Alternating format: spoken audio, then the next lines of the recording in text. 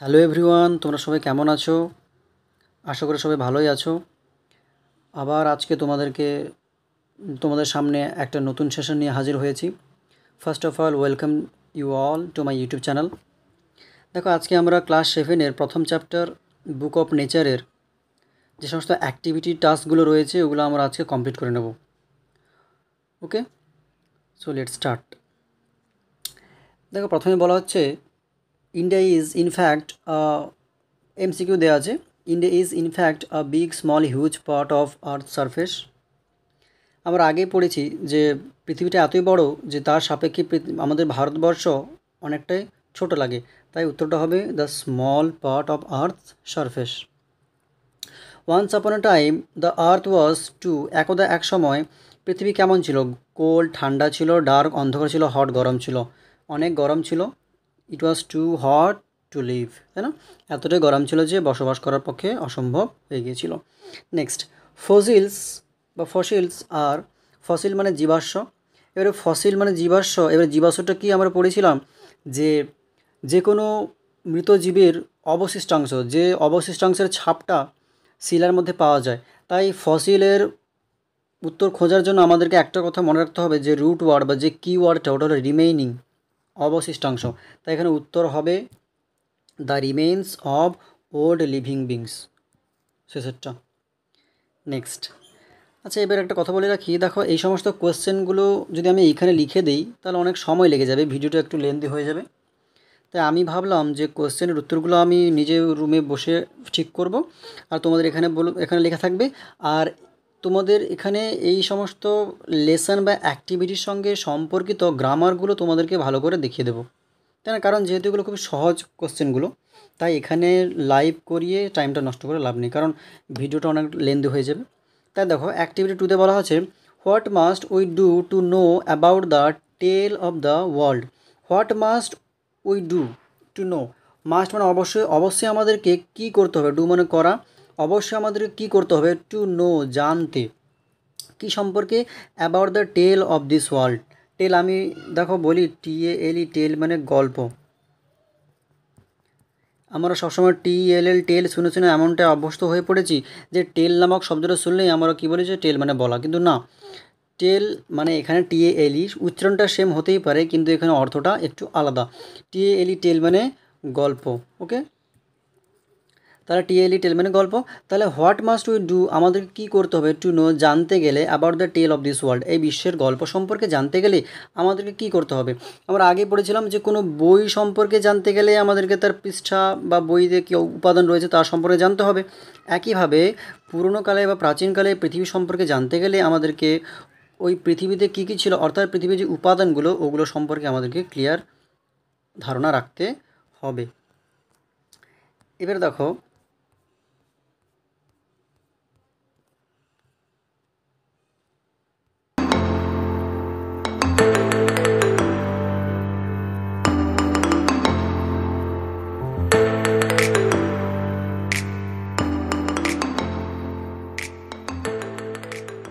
এই যে এখানে বলা আছে যে পৃথিবী সম্পর্কে জানতে গেলে we must learn the alphabet of the nature and must know how to read it if we want to know about the tale of the earth. অর্থাৎ দেখো, আমি প্রত্যেকটা মানে আস্তে আস্তে করে পুরো ক্লিয়ার করে বলে দেবো। উই মাস্ট লার্ন মানে শেখা, উই মাস্ট লার্ন আমাদেরকে অবশ্যই শিখতে হবে। অ্যালফাবেট মানে বর্ণমালা, করে পুরো ক্লিয়ার করে বলে দেবো। উই মাস্ট লার্ন মানে শেখা, উই মাস্ট লার্ন আমাদেরকে অবশ্যই শিখতে হবে। অ্যালফাবেট মানে বর্ণমালা, তাই না? আচ্ছা, আমাদেরকে অ্যালফাবেট সম্পর্কে জানতে হবে। কার অ্যালফাবেট? নেচার, প্রকৃতির অ্যালফাবেট। কারণ আমরা জানি প্রকৃতি একটি বই, তাই বইকে জানতে গেলে অ্যালফাবেট জানতে হবে। তাই জন্য আমাদেরকে প্রকৃতির যে বইটা তার অ্যালফাবেট জানতে হবে। And must know how to read ইট, এবং আমাদেরকে অবশ্যই জানতে হবে হাউ টু রিড ইট, কীভাবে পড়তে হয়। If we want to know the tale of the earth, শেষে বলেছি যদি আমরা পৃথিবী সম্পর্কে জানতে চাই, পৃথিবীর গল্প সম্পর্কে জানতে চাই, তাহলে কী করতে হবে? উই মাস্ট লার্ন আমাদেরকে অবশ্যই শিখতে হবে the alphabet of the nature, প্রকৃতির বর্ণমালা সম্পর্কে আমাদেরকে জানতে হবে and must know how to read ইট, কীভাবে পড়তে হয় ওটাও আমাদেরকে জানতে হবে। ওকে, আশা করি ক্লিয়ার হয়েছে। এখানে একটা গ্রামার বলা আছে, দেখো অ্যালফাবেট, ALPHABET, অ্যালফাবেট মানেই হলো বর্ণমালা। এবারে অনেকের মনে প্রশ্ন জাগতেই পারে বা ধারণা একটা হতেই পারে যে বর্ণমালা মানে তো অনেকগুলো বর্ণ, তাই এখানে এস যোগ করে ফেলি। তাই অনেকের মনে হবে যে অ্যালফাবেটটা কী অ্যাকচুয়ালি ALPHABET দিয়ে দিই, কারণ অনেকগুলো বর্ণ আছে, কিন্তু না, এটা ভুল হয়ে যাবে। আমাদের ইংরেজি ভাষায় অনেক নাউন রয়েছে যেগুলো বললে সেন্স বোঝাবে অনেকগুলোর, কিন্তু আমরা এস যোগ করব না। তার মধ্যে একটি শব্দ হলো অ্যালফাবেট, অ্যালফাবেটস নয়। ওকে, আবার বলি যে অ্যালফাবেট এমন একটা নাউন যার শেষে কোনো এস যোগ করা হয় না, কারণ অ্যালফাবেট শব্দটাতেই অনেকগুলো বর্ণ ঢুকে রয়েছে, তাই অ্যালফাবেটকে আমরা অ্যালফাবেটই বলবো, অ্যালফাবেটস বলবো না। সেম আরেকটা বলি ফার্নিচার, FURNITURE, ফার্নিচার মানে আসবাবপত্র আমরা জানি, আমরা বলি যে উডেন ফার্নিচার। ফার্নিচারও এমন একটি নাউন যেটা কখনো এস নেয় না, এস নেয় না, অর্থাৎ উইদাউট এস আমাদেরকে ফার্নিচার বলতে হবে। যতগুলো ফার্নিচার হোক, একটা ফার্নিচার হোক বা অনেকগুলো ফার্নিচার হোক, আমাদেরকে ফার্নিচারই বলতে হয়, ফার্নিচার্স বললে হবে না। দ্য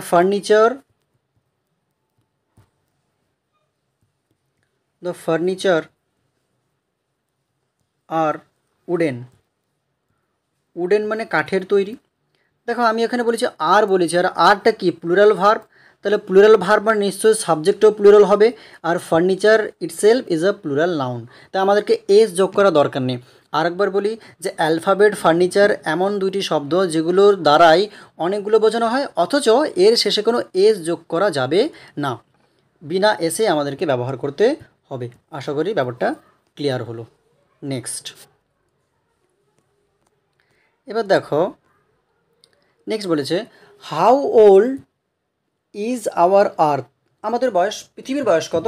আমাদের পৃথিবীর বয়স এখানে বলা হয়েছে our earth is millions and millions years old, আমাদের পৃথিবীর বয়স কত? লক্ষ লক্ষ বছর। দেখো এক্স্যাক্টলি বয়স আমরা ইতিহাসে ভূগোলে পড়েছি যে প্রায় 460 কোটি বছর আগে পৃথিবীর উৎপত্তি হয়েছিল। যেহেতু এখানে লেখক আমাদেরকে বলে দিয়েছেন এইটাই যে millions and millions year old, তাই জন্য আমাদেরকে এটাই বলতে হবে যে our earth is millions and millions years old. Next, who roamed the earth before the arrival of the human beings, who roam the earth, roam মানে আমরা পড়েছিলাম ঘোরাফেরা করা। তাহলে এই পৃথিবীতে মানুষ আসার আগে ঘোরাফেরা কারা করতো? অবশ্যই জীবজন্তুরা বা পশু প্রাণীরা। এজন্য দেখো সাবজেক্ট চুজ করেছি অ্যানিম্যালস, বাক্যক্রম লিখতে আমি শিখে দিচ্ছি। অ্যানিম্যালস সাবজেক্ট, তারপর ভার্ব। ভার্বটা টেন্স কেমন হবে? আমার ভার্বের টেন্স হবে এই কোশ্চেনের টেন্স দেখে। দেখো এখানে বলা আছে রোমড মানে পাস্ট টেন্স, তাই আমাকেও পাস্ট টেন্সে লিখতে হবে। কোশ্চেনের উত্তর লিখতে গেলে ফার্স্ট অফ অল আমাকে কোশ্চেনের টেন্সকে একেবারে ফলো করতে হবে। এখানে ফার্স্ট আমিও পাস্টে লিখেছি, ওকে, এরকম দেখতে হবে। অ্যানিম্যালস রোমড, কোথায় রোম করতো? দ্য আর্থ, তাহলে animals roamed the earth before the arrival of human beings. এই যে সমস্ত কোশ্চেন এই হু দিয়ে হয় তাদের উত্তর লেখা এতটাই সহজ, শুধুমাত্র হু এর জায়গায় উত্তরটা বসিয়ে দাও। উত্তরটা কি? অ্যানিম্যালস, তারপর বাকিটা পুরোপুরি টুকে দাও। এইভাবে কোশ্চেন এর উত্তর লিখতে হয় পরীক্ষা হলে। দেখো আমি কি লিখেছি যে অ্যানিম্যালস, হুয়ের বদল লিখেছি অ্যানিম্যালস, তাহলে পুরোটা আমাকে কোনো কষ্টই করতে হয়নি, এই কোশ্চেনে আমার উত্তরের অংশটা বলা আছে, তাই আমি বলেছি যে animals roamed the earth before the arrival of human beings. Okay, আশা করি ক্লিয়ার হলো। Next, activity 3।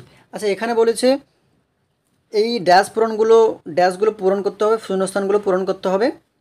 তার মধ্যে প্রথম শব্দটা আমাদেরকে দেওয়া আছে, প্রথম অক্ষরটা আমাদেরকে দেওয়া আছে, ওই অক্ষর দিয়ে শব্দটা বানাতে হবে।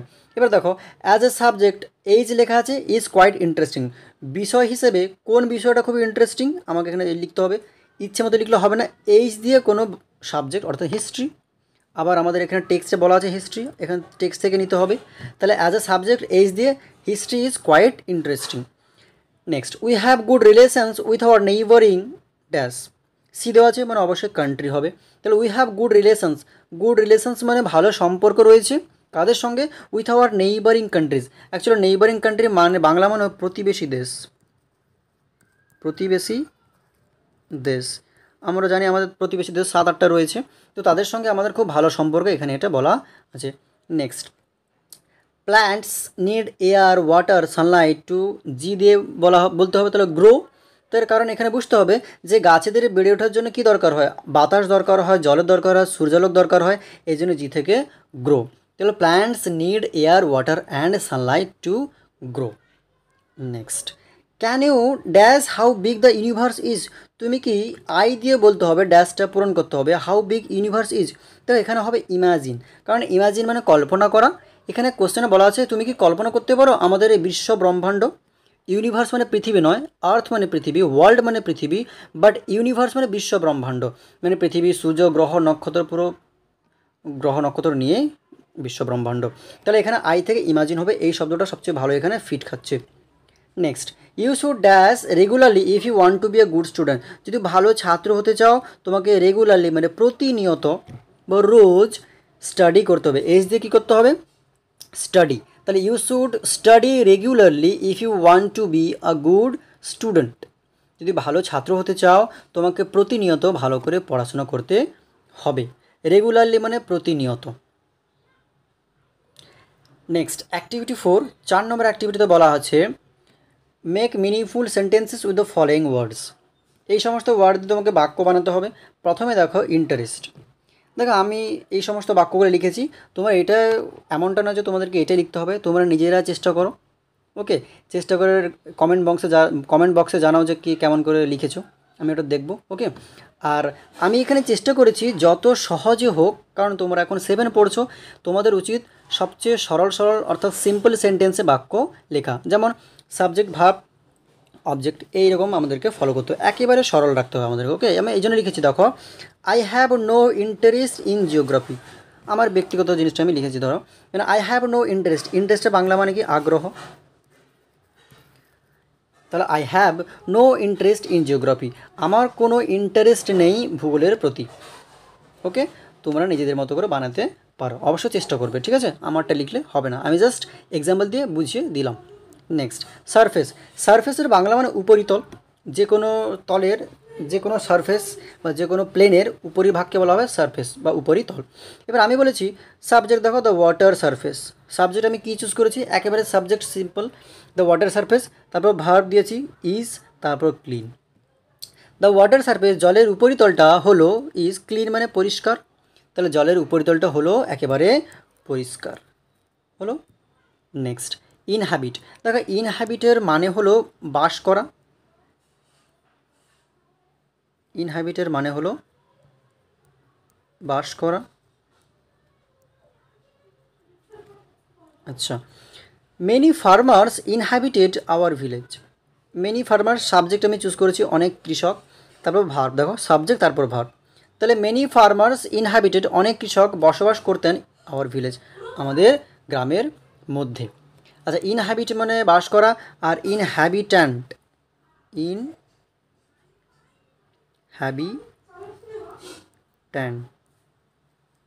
ইনহ্যাবিট্যান্ট মানে বাসিন্দা, ইনহ্যাবিট্যান্ট মানে কি, বাসিন্দা, মানে যারা বসবাস করেন। যেমন ধরো আমি এক্স নামক গ্রামের বাসিন্দা, I am an inhabitant of this village X. ধরো উত্তর দিনাজপুর, উত্তর 24 পরগনা, বা ধরো আমি এই জেলার বাসিন্দা, আমি পূর্ব মেদিনীপুর জেলার বাসিন্দা, I am an inhabitant of Purba Medinipur district.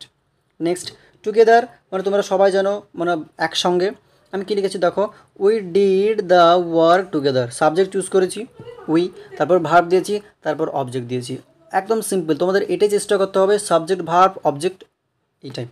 We did the work together, আমরা এই কাজটা একসঙ্গে করেছিলাম, ডু এর পাস্ট টেন্স ডিড দিলাম। নেক্সট, সায়েন্টিস্ট, সায়েন্টিস্ট মানে বিজ্ঞানী, আমরা সবাই জানি, সবচেয়ে সরল বাক্য যেটা সম্ভব হয় ওটা হলো হি ইজ আ সায়েন্টিস্ট, তিনি হলেন একজন বিজ্ঞানী, ওকে। আচ্ছা, এখানে একটা কথা বলে রাখি, সায়েন্স মানে বিজ্ঞান, SCIENCE, সায়েন্স মানে বিজ্ঞান, সায়েন্টিস্ট মানে যিনি বিজ্ঞানী, যিনি বিজ্ঞান বিষয়ে অনেক বিজ্ঞ, আর সায়েন্টিফিক, SCIENTIFIC, সায়েন্টিফিক হলো সায়েন্সের অ্যাডজেক্টিভ ফর্ম। যেমন ধরো সায়েন্টিফিক ইনস্ট্রুমেন্ট, বৈজ্ঞানিক যে যন্ত্রপাতি, ওটা হলো সায়েন্স। তাহলে সায়েন্টিফিকটা কী তাহলে? সায়েন্সের অ্যাডজেক্টিভ ফর্ম। এবার দেখো অ্যাক্টিভিটি 5-এ বলা আছে identify which of the following statements are true and which are false, give a supporting statement for which your answers. ঠিক আছে, দেখো প্রথমে বলা আছে the fairy tales are rich in imagination. তাহলে দ্য ফেয়ারি টেলস যে পরীর গল্প বা রূপকথার গল্পগুলো হলো রিচ ইন ইমাজিনেশন। এখানে রিচ মানে ধনী, অ্যাকচুয়ালি ধনী বলতে এখানে তো ধনী বলা হয়নি, মানে সমৃদ্ধ, মানে ভরপুর। তাহলে ফেয়ারি টেলস বা রূপকথার গল্পগুলো, ইমাজিনেশন মানে কল্পনা, তাহলে রূপকথার গল্পগুলোতে প্রচুর কাল্পনিক জিনিস থাকে, তাই বলা হয়েছে যে কল্পনায় সমৃদ্ধ, কল্পনায় ভরপুর, একেবারে সত্য কথা বলা হয়েছে, তাই না? Next, we have no means to know about the far of days. আচ্ছা, এখানে বলে রাখি MEANS মিনস, মিনস মানে উপায়, মিনস মানে উপায়। তাহলে উই হ্যাভ নো মিনস, আমাদের কাছে কোনো উপায় নেই, টু নো জানার, about the far of days. Far of days মানে সেই সুদূর প্রাচীনকালের দিনগুলো সম্পর্কে, অর্থাৎ প্রাচীনকালের দিনগুলো জানা সম্পর্কে বা এইগুলো সম্পর্কে জানার জন্য আমাদের কাছে কোনো পন্থা, কোনো রাস্তা, কোনো পথ বা কোনো উপায় নেই। এখানে এটা বলা আছে, বাট এটা কী হবে? এটা ফলস হবে। Yes, we have so many means, we have so many means or so many constituents to know about the far off days. We have rivers, we have fossils, we have mountains. All these kind of components help us to know about the far off days. যেমন ধরো পাহাড়, পর্বত, নদী, তারপর মরুভূমি, fossil মানে জীবাশ্ম, এই সমস্ত উপাদানগুলি আমাদেরকে পৃথিবীর অতীত বা শুরুর দিনের সম্পর্কে জানতে আমাদেরকে অনেকটাই মদত করে বা সাহায্য করে। Next, the alphabet of nature is like Hindi or the English alphabet. Alphabet of nature প্রকৃতির যে বর্ণমালা is like the Hindi or English alphabet, কার মতো? হিন্দি এবং ইংলিশ অ্যালফাবেটের মতো। অবশ্যই লেখক আমাদেরকে বলেছেন যে কোনো ভাষা যেমন হিন্দি, ইংলিশ, যে কোনো ভাষা শেখার আগে তার অ্যালফাবেট শিখতে হয়, ঠিক তেমনই আমাদের প্রকৃতির বইকে পড়তে গেলে তার অ্যালফাবেট, তার উপাদানগুলো সম্পর্কে আমাকে জানতে হবে, তাই না? তাহলে ঠিক একই রকম হলো, এখানে ট্রু হবে। ওকে, আচ্ছা, এখানে লাইক মানে পছন্দ করা হয়, আমরা সবাই জানি লাইক মানে পছন্দ করা, আর লাইক মানে এখানে মতো, লাইক মানে মতো। যেমন ধরি আমার তোমার মতো, মানে আমার তোমার বাইকের মতো একটা বাইক রয়েছে, বা তার চোখখানা দেখতে হরিণের চোখের মতো। অর্থাৎ যখন আমরা দুটো ভিন্ন ব্যক্তি বা বস্তুর মধ্যে তুলনা করতে চাই তখন আমরা এই লাইক শব্দটা ব্যবহার করি। তার চোখগুলো হয় হরিণের চোখের মতো, আমার বাইক হয় তার বাইকের মতো। আই হ্যাভ, একটা যদি বাক্য বলি, ধরো I have a bike like his, তারও একটা বাইক আছে হিজ বাইক, আমারও একটা বাইক আছে, আর আমার বাইকটা পুরো তার বাইকের মতো। তাহলে I have a bike like his. Okay, তাহলে আমার তার মতো একটা, তার বাইকের মতো একটা আমার বাইক রয়েছে। আর লাইক মানে পছন্দ করা, আমরা জানি যে I like mango, I like English subject, আমি পছন্দ করি। ওকে, আচ্ছা, যদি পছন্দ হয়, যদি লাইক মানে পছন্দ করা হয়, তার অ্যান্টোনিম হয়ে যাবে ডিসলাইক, অপছন্দ করা। ওকে, তাহলে তিনি আম পছন্দ করেন না, হি ডিসলাইকস ম্যাঙ্গো, আর he doesn't like mango. Next, we can learn a lot about our world from the rivers and mountains. We can learn a lot, আমরা অনেক কিছু শিখতে পারি, অ্যাবাউট আওয়ার ওয়ার্ল্ড, কাদের সম্পর্কে? এই পৃথিবী সম্পর্কে, from the rivers and mountains, এই নদী, এই পাহাড়, পর্বত, এদের কাছ থেকে আমরা পৃথিবী সম্পর্কে অনেক কিছুই জানতে বা শিখতে পারি। একেবারে সত্যি কথা বলা হয়েছে, এই জন্য এখানে ট্রু লিখেছি। ওকে, নেক্সট, অ্যাক্টিভিটি 6। দেখো কি বলা হচ্ছে, এখানে ড্যাশ পূরণ দেওয়া আছে, তোমাকে বাক্যটা কমপ্লিট করতে হবে। No book could have been written in old times because, no book could have been written, কোনো বই লেখা হয়নি ইন ওল্ড টাইমস, পুরনো দিনে, কারণ আমরা পড়েছিলাম যে তখন মানুষই আসেনি পৃথিবীতে, তাহলে কিভাবে কেউ কোনো বই লিখবে? অর্থাৎ পৃথিবীতে তখন কোনো বই লেখা সম্ভব হয়নি প্রাচীনকালে, কারণ তখন মানুষই আসেনি। এই জন্য লিখেছে দেখো, main did not exist in those days. মানুষের তখনও অস্তিত্ব হয়নি বা মানুষ তখনও অস্তিত্বে আসেনি। এবার দেখো এখানে একটু শেখার আছে, এইগুলো শেখানোর জন্যই আমি উত্তরগুলো লিখে এসেছি যাতে ভিডিওটা লেন্দি না হয়ে যায়। দেখো ডিড নট এক্সিস্ট, আমি একটা বাক্য বলি, আমি আম খাই, আই ইট ম্যাঙ্গো। এবার আম খাই না, আমি তো বলতে পারি না যে আই ইট নট ম্যাঙ্গো। এখানে আমাদেরকে ডু বা ডাজ ভাব নিয়ে আসতে হবে। তাহলে বলতে হবে I do not eat mango. Okay, যদি পাস্ট টেন্স হয় তাহলে আমাকে ডিড দিতে হবে। তাহলে মানুষের অস্তিত্ব ছিল, মেন এক্সিস্টেড। পাস্ট টেন্স অস্তিত্ব ছিল না, পাস্ট টেন্স বলে এই জন্য ডিড নট নিয়ে আসছি। তাহলে মেন ডু নট নয়, মেন ডিড নট, যেহেতু আমি অতীতকাল সম্পর্কে বলছি। Main did not exist, main did not exist in those days. তাহলে সেই সময় বই লেখা সম্ভব হয়নি, কেন? কারণ ওই সমস্ত দিনে মানুষের কোনো অস্তিত্ব ছিল না। Next, to be able to read any language. To be able মানে সক্ষম হতে গেলে বা পারতে গেলে, কি পারতে গেলে? টু রিড এনি ল্যাঙ্গুয়েজ, যে কোনো ভাষা পড়তে গেলে বা পড়ার সক্ষমতা আনতে গেলে এবল, তাহলে কী করতে হবে? One must learn the alphabet of that language. আমাদেরকে প্রত্যেকে শিখতে হবে, কী শিখতে হবে? দ্য অ্যালফাবেট, বর্ণমালা, অফ দ্যাট ল্যাঙ্গুয়েজ, ওই ভাষার বর্ণমালা শিখতে হবে, তবে যে তুমি পড়তে পারবে। তুমি যদি বয়াকার বা পড়তে শেখো তাহলে তুমি পড়বে বয়াকার তয়াকার তন্তস বাতাস। তাহলে বাতাস পড়তে গেলে তোমাকে আগে ব শিখতে হবে, ব জানতে হবে, ত জানতে হবে, তবেই তুমি বাতাসটা পড়তে পারবে, আদারওয়াইজ পারবে না। তার জন্য এখানে বলা হয়েছে you must learn the alphabet of that language. কোনো ভাষাকে পড়তে গেলে অবশ্য তার অ্যালফাবেট বা বর্ণমালাকে শিখতে হবে। আশা করি বুঝতে পেরেছ। Next, a small payable was definitely A pot dash. একটা ছোট্ট নুড়ি পাথর, যেটা আমরা পড়ে থাকতে দেখি এখানে সেখানে, হয়তো কোনো একটা সময়ে ওটা একটা বড় পাহাড় বা বড় শিলার একটা অংশ ছিল। এই জন্য বলা আছে a small payable was A part, car part ছিল? পার্ট অফ বিগ রক, একটা কোনো বড় পাহাড় বা পাথরের অবশ্যই কোনো একটা ছোটো অংশ হিসেবেই ছিল।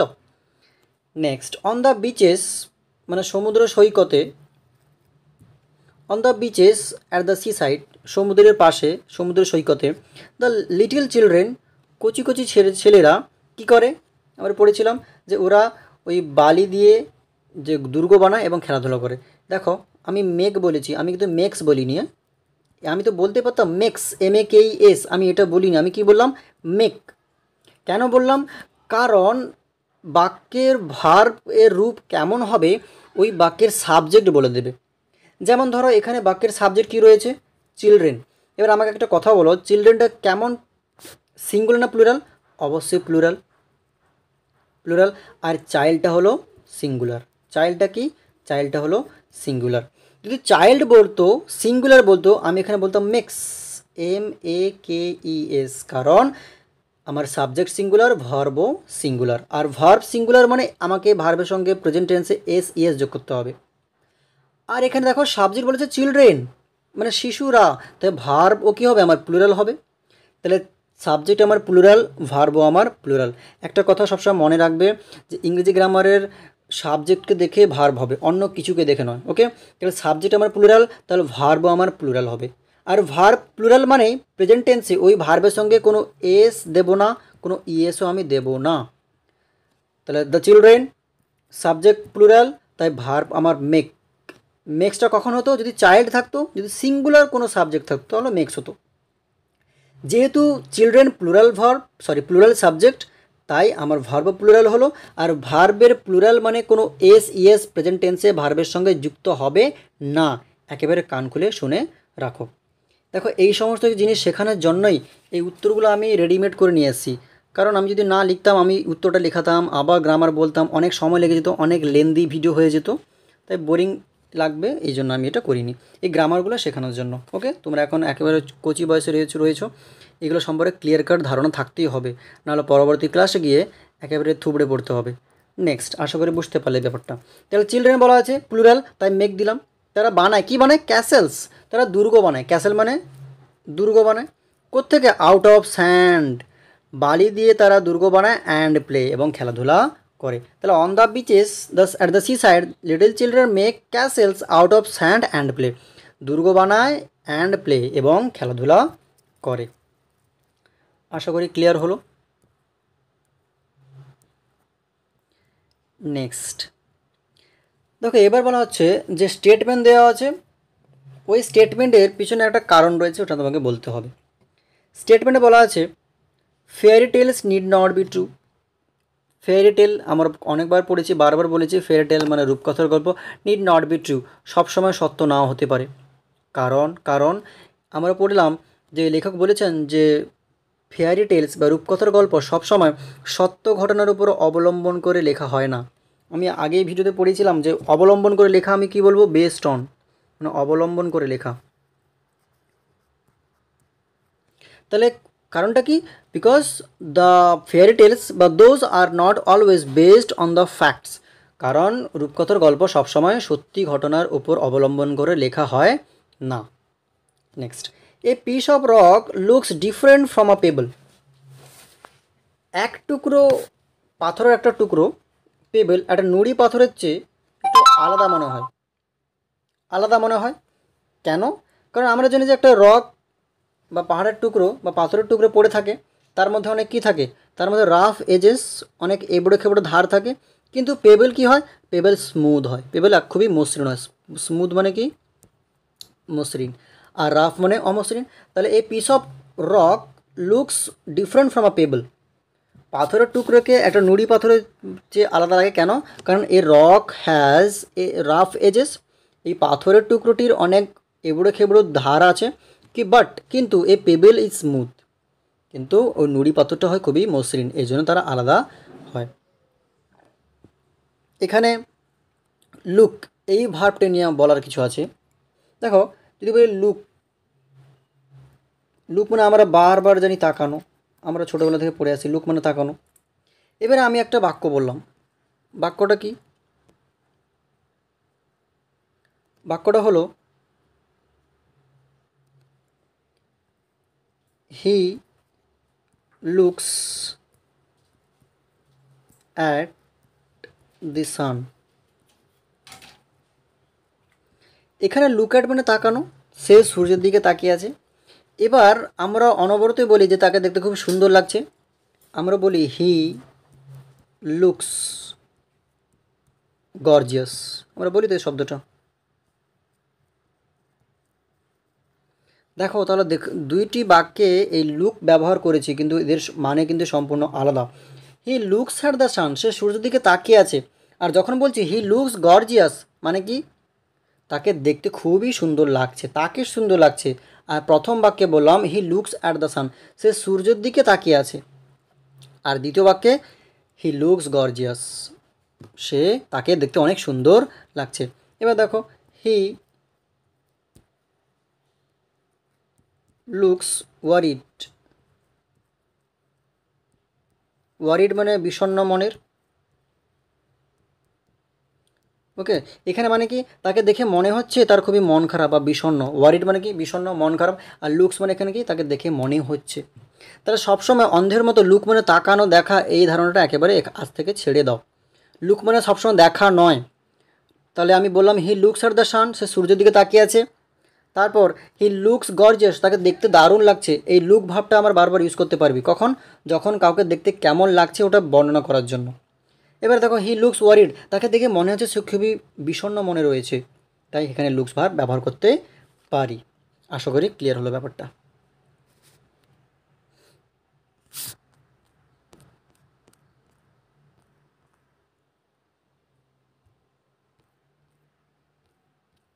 নেক্সট, এবার দেখো, এবার বলা আছে all pebbles do not become sand. সমস্ত নুড়ি পাথর বালুকণায় রূপান্তরিত হয় না বা বালুকণায় পরিণত হয় না। এর কারণ কি? আমরা টেক্সটে পড়েছি যে যে সমস্ত নদীগুলো ওই পেবেল বা নুড়ি পাথরকে তার তলায় গড়িয়ে গড়িয়ে নিয়ে একেবারে পুরোটা রাস্তায় গড়িয়ে নিয়ে যায়, নিয়ে গিয়ে সমুদ্রের ধারে ফেলে রাখে, তখন ওটা অনবরত ক্ষয়ের মাধ্যমে কি স্যান্ড হয়ে যায়। আর যখন ওটা মাঝপথে ওই নুড়িটাকে ছেড়ে চলে যায়, তখন ওটা কী হিসেবে পড়ে থাকে, পেবেল হিসেবে পড়ে থাকে। তাই সমস্ত পেবেল কিন্তু বালি কণায় রূপান্তরিত হয় না, কারণ সমস্ত নুড়ি পাথরকে সমুদ্র পুরোটা রাস্তায় গড়িয়ে গড়িয়ে নিয়ে যায় না, কোনো একটা জায়গায় ছেড়ে চলে যায়।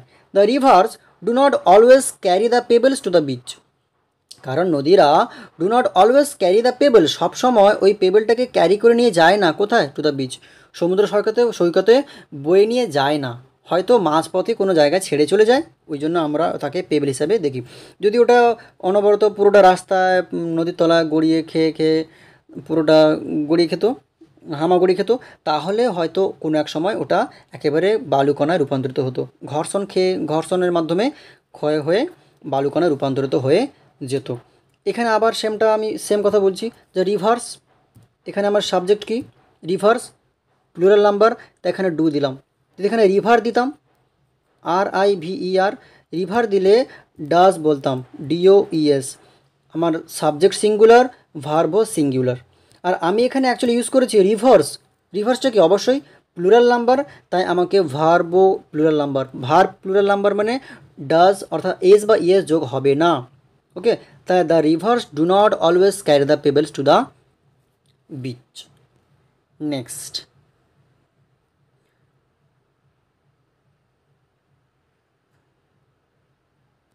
এবারে দেখো নেক্সট কোয়েশ্চেন বলা হয়েছে যে অ্যাক্টিভিটি 8 বলা আছে, which are the things around us that tell us about the earth's early story. তাহলে আমাদের চারপাশে কোন কোন বস্তুগুলো বা কোন কোন উপাদানগুলো পৃথিবীর শুরুর দিনেকার গল্প আমাদেরকে বলে দেয়, আমরা আগে পড়েছি, তাই না। আচ্ছা, আগে কোশ্চেনগুলো আমি জেনে নিই, তারপরে অ্যান্সারগুলো বলে দিচ্ছি। তারপরে কোশ্চেন দেখো, why does a payable have a smooth surface. হয় মানে কেন, হয় মানে কেন। এবারে কেন একটা নুড়ি পাথরের স্মুথ সারফেস, মসৃণ তল থাকে, কেন। নেক্সট, তার বলা হচ্ছে হাউ মানে কীভাবে, এই সমস্ত শব্দের মানেগুলো জানতে হবে, নাহলে কোশ্চেনের মানে জানাটা মুশকিল হয়ে যাবে। ওকে, হাউ মানে কীভাবে, how does a pebble become grains of sand, কীভাবে একটা নুড়ি পাথর বালুকণায় রূপান্তরিত হয়ে যায়। Next, what does the author mean মানে অর্থ বা বোঝানো। তাহলে অথার এই যে the great book of nature, এই কথাটির মাধ্যমে তিনি কি বোঝাতে চেয়েছেন। ওকে, এবার উত্তরগুলো দেখো।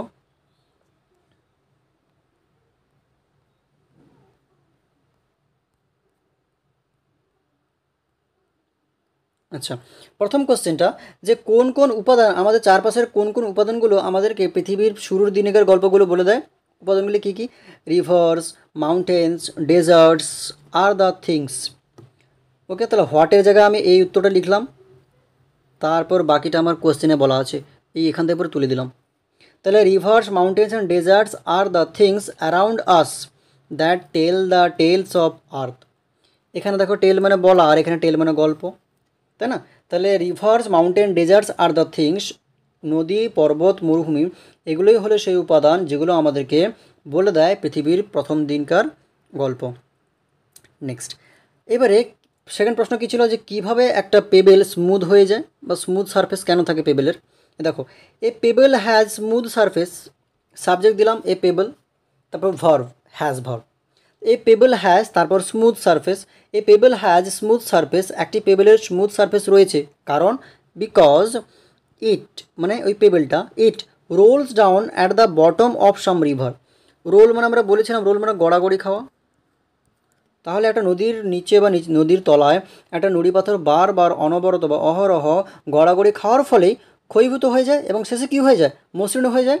এই জন্য বলেছি ইট রোলস ডাউন, ইট দিলাম প্রোনাউন, ইট রোলস ডাউন, আবার ভার্ব দিলাম, it rolls down at the bottom of some river, কোনো নদীর একেবারে তলায় গড়াগড়ি খায়। অ্যান্ড ইটস রাফ এজেস, ওই পেবেলটার মানে এটা রাফ এজেস মানে এবড়ো খেবড়ো যে ধারগুলো, উইয়ার মানে WEAR, উইয়ার মানে ক্ষয় হওয়া, মানে ক্ষয়ে যাওয়া। ওকে, তাহলে wear away and finally it gets a smooth surface, শেষ পর্যন্ত একেবারে শেষে এসে এর উপরে তোর কী হয়ে যায়, একেবারে স্মুথ হয়ে যায়। আরেকবার পড়ে দিই, a pebble has smooth surface because it rolls down at the bottom of some river. কোনো নদীর তলায় গড়াগড়ি খেতে খেতে এটা কি হয়ে যায়, its rough edges wear away. Wear away মানে ক্ষয় হয়ে যাওয়া, ক্ষয়ীভূত হওয়া, এর যে এবড়ো খেবড়ো ধারগুলো ক্ষয়ে যায়, অ্যান্ড ফাইনালি শেষে এসে ইট গেটস আ স্মুথ সারফেস, এর মসৃণ তল হয়ে যায়। নেক্সট, এবার দেখো থার্ড কোশ্চেন কী ছিল, যে কীভাবে একটা পেবেল স্যান্ড হয়ে যায়, কীভাবে নুড়ি পাথর বালিতে রূপান্তরিত হয়ে যায়, কীভাবে? হোয়েন আ রিভার, যখন একটি নদী, does not leave the pebble behind, যখন একটা নদী, লিভ মানে ছেড়ে চলে যাওয়া, নদী যখন ওই পেবেলটাকে, নুড়ি পাথরটাকে ছেড়ে চলে যায় না, অর্থাৎ নিজের সঙ্গে বয়ে নিয়ে যায়, it carries the pebble all the way, all the way মানে পুরোটা রাস্তা বা পুরোটা পথেই এটি পেবেলটাকে ক্যারি করে, ক্যারি মানে কি বহন করে নিয়ে যাওয়া, it carries the pebble all the way, পুরোটা পথেই এটা পেবেল বা নুড়ি পাথরকে বয়ে নিয়ে যায়। তখন দ্য পেবেল রোলস ডাউন, পেবেলটা নুড়ি পাথরটা গড়াগড়ি খায় at the bottom of the river, ওই নদীটার তলায়। ইন দিস প্রসেস, এই পদ্ধতিতে, এই প্রসেসে the pebble transforms into the grains of sand, transform মানে রূপান্তর হয়ে যাওয়া, ট্রান্সফর্ম মানে কি রূপান্তরিত হওয়া, মানে একটা রূপে ছিল আরেকটা রূপে হয়ে গেল, তাই না? ছিল আমাদের নুড়ি পাথর, হয়ে গেল কি বালিকণা, তাই রূপান্তর কথাটা বললাম। তাহলে আরেকবার পড়ে দিই তোমাদের জন্য, when a river does not leave the pebble, যখন নদীটা ও নুড়ি পাথরকে ছেড়ে যায় না, it carries the pebble all the way, এটি পুরোটা পথ ধরেই ওই নুড়ি পাথরটাকে বয়ে নিয়ে যায়। The pebble rolls down at the bottom of the river, ওই নুড়ি পাথরটা ওই নদীর তলায় সবসময় গড়াগড়ি খেতে থাকে। ইন দিস প্রসেস, এই প্রসেসে the pebble transforms into the grain of sand, এইভাবে এই প্রসেসে ওটা রূপান্তরিত হয়ে যায় একটা বালুর কণায়। নেক্সট, আচ্ছা এটা কিসের উত্তর? এই যে বলা আছে the great book of nature, এই শব্দটা, শব্দগুচ্ছটা, তাহলে কেন লেখক এই কথাটি বলেছেন the great book of nature? Books help us learn, বই আমাদেরকে সাহায্য করে, কি সাহায্য করে? লার্ন, শিখতে সাহায্য করে। সিমিলারলি, একইভাবে, we can learn a lot from the components of the nature, তাহলে সিমিলারলি একইভাবে উই ক্যান লার্ন আ লট, এ লট মানে অনেক কিছু বা প্রচুর, তাহলে একইভাবে আমরা প্রচুর শিখতে পারি কোত্থেকে? ফ্রম দ্য কম্পোনেন্টস, কম্পোনেন্ট মানে উপাদান, প্রকৃতির কী কী উপাদান রয়েছে, আমরা যে নদী রয়েছে, পাহাড় রয়েছে, পর্বত রয়েছে, মরুভূমি রয়েছে, সব কিছু প্রকৃতির উপাদান। Of the natures like rivers, mountains and deserts, তাই এই সমস্ত উপাদান থেকে আমরা অনেক কিছু শিখতে পারি। তাই so the author compares the nature to a book, তাই এখানে লেখক কম্পেয়ার মানে তুলনা করা, কম্পেয়ার টু, কম্পেয়ার টু মানে কি তুলনা করা, তাই আমাদের লেখক এখানে প্রকৃতিকে কম্পেয়ার্স দ্য নেচার, প্রকৃতিকে তুলনা করলেন কার সঙ্গে? টু এ বুক, একটি বইয়ের সঙ্গে। আরেকবার বলে দিই, বুকস, আমি সাবজেক্ট চুজ করলাম প্রথম বাক্যে, ওটা হলো বুকস, বুকস সাবজেক্ট, তারপর ভার্ব দিলাম হেল্প, বই আমাদের সাহায্য করে শিখতে, টু লার্ন বা শুধু learn, books help us learn. Similarly, একইভাবে, we can learn a lot, আমরা অনেক কিছু শিখতে পারি, কোথা থেকে? From the components of the nature, প্রকৃতির উপাদান থেকে শিখতে পারি। কোন কোন উপাদান? লাইক মানে যেমন, রিভার, মাউন্টেন, ডেজার্ট, ওই নদী, পর্বত, মরুভূমি, এখান থেকে অনেক শিখতে পারি। So the author compares the nature to a book, তাই লেখক কম্পেয়ার্স দ্য নেচার, প্রকৃতিকে তুলনা করছেন কার সঙ্গে? টু আ বুক, একটা বইয়ের সঙ্গে তুলনা করছেন। এখানে লাইক মানে যেমন, আমরা বলি না যেমন এটা ওটা, মানে যেমন মানে উদাহরণ। ব্যাস, আশা করি তোমরা খুব ভালো করে বুঝতে পেরেছো। দেখো এই সমস্ত কোশ্চেনগুলো আমি আলোচনা করলাম, তার সঙ্গে সঙ্গে আমি এর সঙ্গে সম্পর্কিত গ্রামারগুলো তোমাদের ক্লিয়ার করিয়ে দিলাম, যাতে তোমাদের উপরে ক্লাসে গিয়ে আর সমস্যা না হয়। দেখো এই আমাদের টার্গেট হলো যে শুধু মানে মুখস্থ করে এই ক্লাসটা পেরিয়ে গিয়ে উদ্ধার হয়ে লাভ নেই, আমরা ইংলিশ শিখবো যাতে পরবর্তী ক্লাসে আমরা এই সমস্ত শিক্ষণীয় বিষয়গুলিকে কাজে লাগাতে পারি এবং ইংরেজির বেসটাকে আরও স্ট্রং করতে পারি। That's will be our target. So that's all for today. Thank you so much. আজকে এতটা থাক। See you later in the next session. Thank you so much.